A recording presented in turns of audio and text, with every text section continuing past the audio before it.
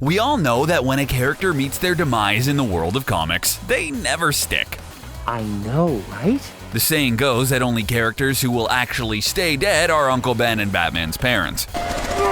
And even those have come back as ghosts or in an alternate universe, or a reboot. No matter how many times they're knocked down, they get back up. Maybe that's why we keep watching and reading about these superheroes. Don't be left alone. The last one to know learns tantalizing tidbits about your favorite comic book characters. Check out our huge playlist and subscribe today. Barry Allen.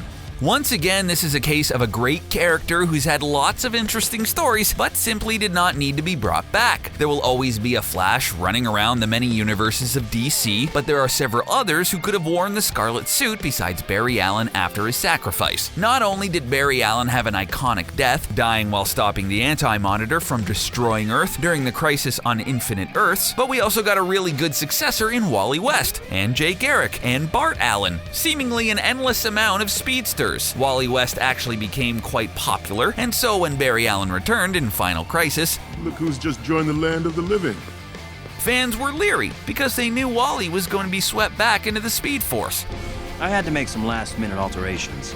Which is exactly where television's version of Barry Allen finds himself at the end of the latest season of The Flash. Maybe he'll stay there, but probably not. DC loves Barry Allen so much, he's getting another version in theaters, as Ezra Miller will be portraying him in the new Justice League movie. Seems like Wally won't get his due, because Barry Allen will always come back, even if he doesn't want to. I guess the only way he'll ever be left alone is if he runs. Run, Barry, run.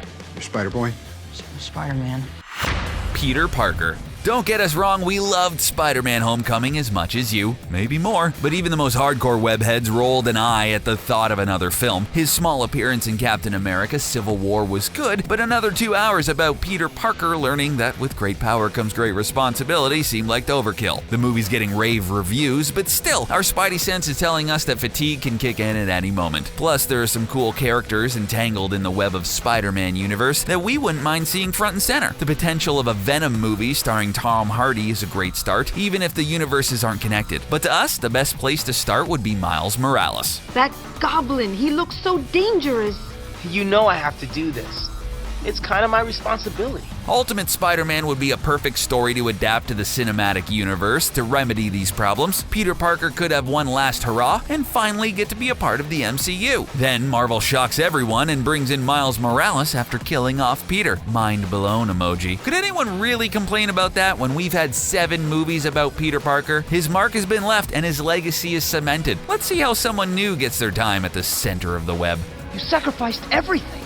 Well, that is what a Spider-Man does, right? We are also excited to announce the Premium Network. The Premium gets you early access to videos from Screen Rant, CBR, The Gamer, The Richest, and many other great channels. Literally thousands of videos in one place with ad-free browsing. How sweet is that? Sign up for the Premium by clicking the link to start binge-watching videos from your favorite channels. Logan. The majority of the superhero stories that should have been left untouched already happened. They're in the past, and there is nothing we can do about it except complain on the internet. We can, however, do our best to hope that they leave the Wolverine alone. Right now, Logan is dead and gone, both in the comics and on the big screen. This is what it is. It's not like we're celebrating his disappearance, though. After saturating the comic industry, then the movies, due to his mass appeal, we feel it's okay to move on. Hugh Jackman played the Wolverine over 17 years and 8 films. He's essentially the star of almost every X-Men film, even ones he has a minor role in. Yeah. Even the biggest Wolverine fans have felt fatigue, as his proliferation in the comics is as prevalent. Fortunately, though, his latest and his last, according to Jackman, gave moviegoers a similar route that comic fans had. The film set up X-23 to take Logan's place, meaning there will still be someone slicing and dicing on the silver screen. We like Logan, but we're honestly enjoying a break from the guy. The world of Marvel is doing plenty of interesting things without him, even if an older version of him is now running around the comic books. I could do this all day. Steve Rogers. Steve Rogers is another one who will never be permanently killed off due to how lucrative he is for Marvel, particularly in the MCU, as they use the third Captain America movie, Civil War, to set up the next Avengers movie and introduce Spider-Man. While Chris Evans' contract is up after the current slate of films, it'll be interesting to see what happens to Cap during Avengers Infinity War. Steve Rogers' entire origin story, his modern-day one, is based off his death. After battling bad guys, including punching Hitler in the face, he died a hero's hero's death, only to be dug out of the ice, a capsicle, several decades later. That death aside, which we were glad he came back from, they did try to remove Captain America from the board recently. Following the events of Civil War comic line in 2007, Steve was assassinated after becoming president. He then returned, becoming an old man, and is now apparently an agent of Hydra because comics. In modern times, when Steve Rogers isn't available, there are many other heroes filling his void. Bucky Barnes, the Winter Soldier, and Sam Wilson, the Falcon, both have slung the shield over their shoulder in the comics. It would be a bold move, but maybe a good one, to see them do it in the MCU also. Superman? That's me. Superman. First off, Superman dying and being reborn is getting old. For someone who's supposed to be the most powerful superhero ever, he seems to be killed once a decade in the comics, probably when sales are slow. Gee, I think perhaps somebody ought to teach you some manners, sir. While we know it's a long shot to ask for, if Clark Kent, the real deal Clark Kent, there seems to be so many in the comics right now, to join the ranks of Uncle Ben and never rise up. It's no coincidence that the publicity stunt of the death and return of Superman in the early 90s initially saw sales for the story skyrocket. A lot of people were keen to see what the new thing would come in the absence of Superman. Then interest waned after Clark was brought back in pretty short order. Given the poor box office and constant criticism over Man of Steel, though we still think Henry Cavill plays the big blue Boy Scout well, It's not an S. In my world, it means hope. it was no shock to see Superman die, again, at the end of Batman vs. Superman. The world's worst kept secret seems to be that Superman will be back for the Justice League movie this November. Don't believe everything you hear, son. Bruce Wayne. Talk about character fatigue. If there was anyone that could give Spider-Man a run at the most adapted superhero, it's gotta be Batman. Bruce Wayne has been on screen more than the before the movie advertisements telling you to silence your phones. Which you should, by the way. Seriously, turn your phone off and enjoy the movie. Anywho, this is another case where the hero is obviously great, and we have no qualms about his contributions to comics. The issue is that Bruce has been Batman for so long now that it's really hard to do anything fresh with the character. Though they keep trying in the comics and on the silver screen. One of the few things left that would be exciting is for Wayne to pass on and leave his mantle for someone new, permanently. They even tried at the end of The Dark Knight Rises, yet 10 minutes later he's having tea with Catwoman, being stalked by his former butler. Then we get a reboot, and now we have Batfleck. They killed him in the comics too recently, Dick Grayson and Damian Wayne taking over the roles as Batman and Robin. But before long, Bruce Wayne was back at the bat after some time-traveling shenanigans, of course. Now are you ready to redeem yourself? Hank Pym.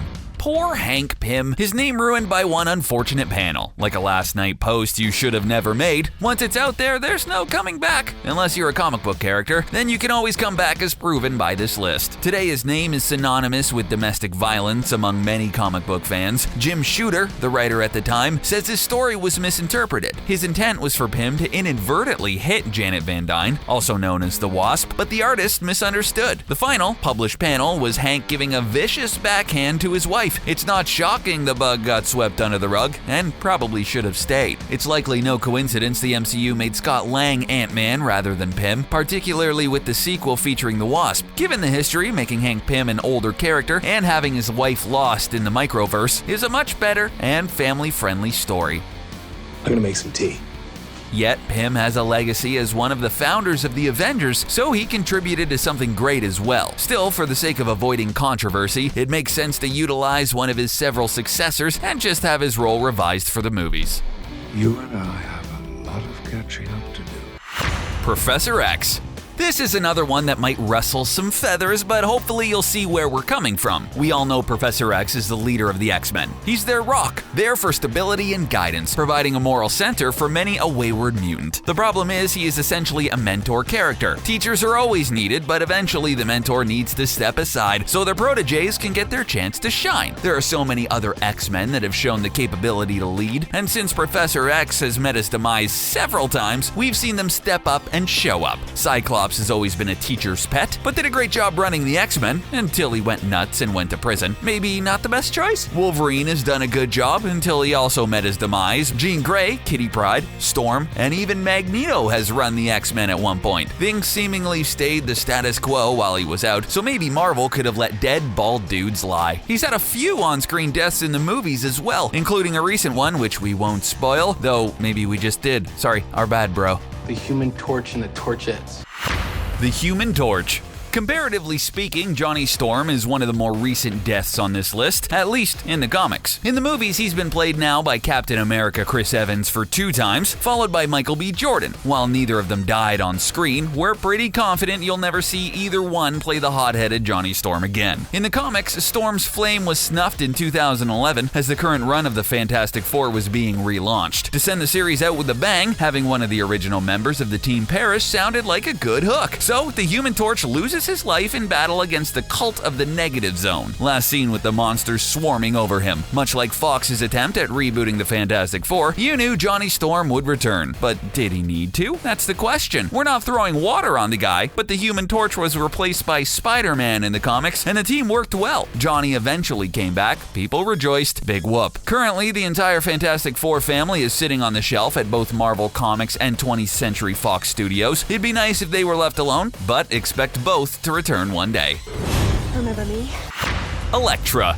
This one's for you, Frank Miller. In case you don't know the story of Elektra Nachios, the highly trained assassin of Greek descent was created by Miller in the late 80s. She was intended to be a one-off character as part of a consolidated story arc during his run on Daredevil, a love interest for the Devil of Hell's Kitchen. After a little more than 10 issues, she was killed off by the villain Bullseye. That was meant to be her permanent end. Miller even negotiated an agreement that his creation would never appear in Marvel Comics. But when Marvel transitioned from a private to a public company, that agreement got broken.